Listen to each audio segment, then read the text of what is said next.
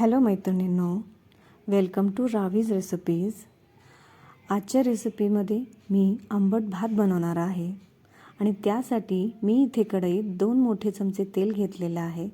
तेल गरम झाल्यावर त्यात 1 चमचा मोहरी, 8 ते 10 कढीपत्त्याची पानं आणि 2 मोठे चमचे हरभरा आणि उडीद डाळ घातलेला आहे आणि ह्या सर्व साहित्याला 1 मिनिट परतून घेतलेलं आहे.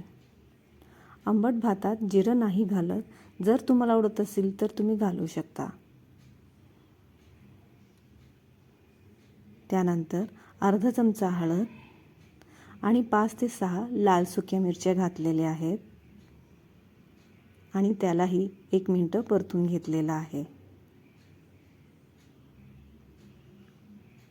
त्यानंतर चवीपुरतं मीठ घातलेलं आहे.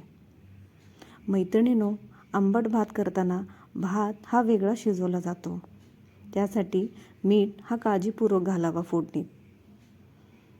त्यानंतर शिजवलेला भात घालून घ्यायचा आहे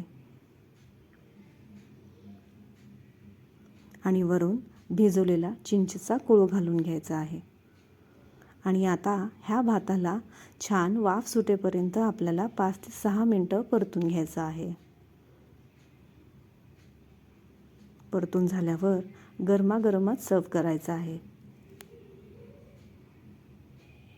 मैत्रिणींनो, माझे सगळे रेसिपीज तुम्हाला कसे वाटतात कमेंट करून नक्की सांगा आणि आजची रेसिपीज तुम्हाला कशी वाटली तेही सांगायला विसरू नका आणि लाईक सबस्क्राईब करायला विसरू नका.